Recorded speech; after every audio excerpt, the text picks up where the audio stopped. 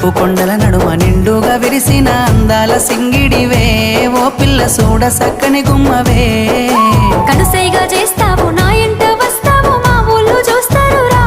ఓ పిల్లగా నన్నిడిసి వెళ్ళిపోరా ఆరంభ ఊర్వశి ఈ నెల నా జారి నీల మారేనేమోనే ఏ జన్మలా చేసిన పుణ్యమో నువ్వు మరసి ఉండలేనులే